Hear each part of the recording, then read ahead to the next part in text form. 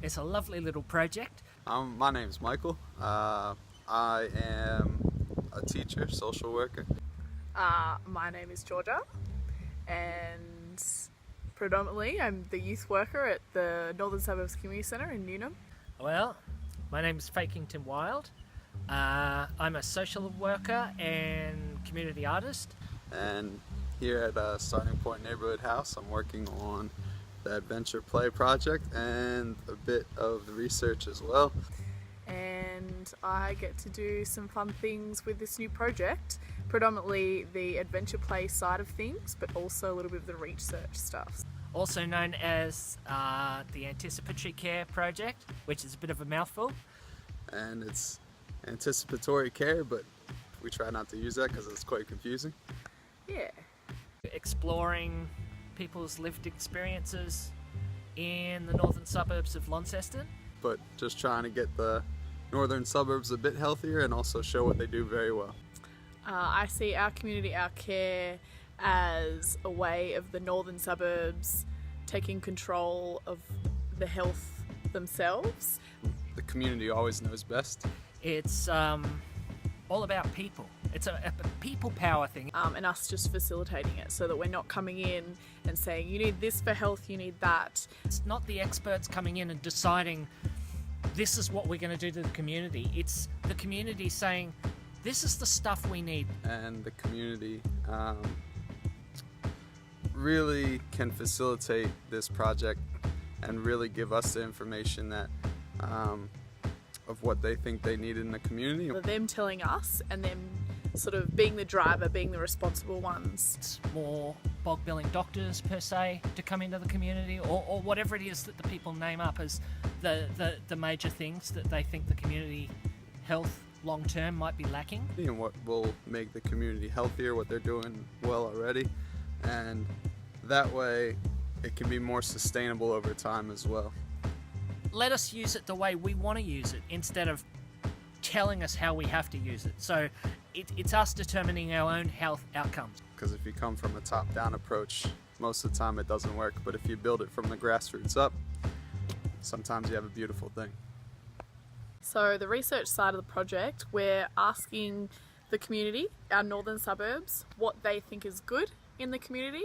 Where we spend a lot of time with community members sitting down, having in-depth one-on-one conversations. I think the most exciting part of the research part for me is giving a voice to the voiceless. What helps their health. Really trying to get the people that, for whatever reason, were missing with any sort of programs, the gaps. All sorts of specifics to do with what they do to maintain their own well-being. Figuring out what they do well, we can also see what the gaps are as well. So I see the research part of it as seeing what we do really good and then what we can do better. And also what's in the community that sort of hinders their health. Like, is there transport? Is there access to affordable doctors?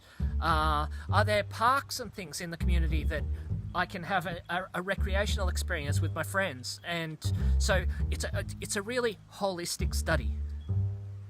And really trying to get answers from them and see what we can do to help facilitate and help make their lives a bit easier. Well, the adventure play is what I'm most excited about. The adventure play is my jam. The adventure play, I think that's going to be super exciting. We'll be working with the age groups 10 to 16. These are the kids that really have suffered through traumatic experiences. And getting them into activities that stop them from doing anything, all the other risky behaviours.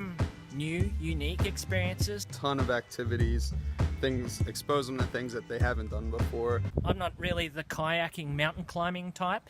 Some rock climbing, bushwalking, maybe even some kayaking. Really large scale art and film it. Then kind of having conversations around healthy relationships and how to deal with people and things like that. And different community groups will be able to have conversations while they're building art. So I'm super excited about that and I'm ready to get going as soon as we can. Of really creative sides of adventure play. A sustainable program in our northern suburbs that target our at-risk youths. And then also with the research component, I really hope that we can fill those gaps and reach those hard-to-reach people.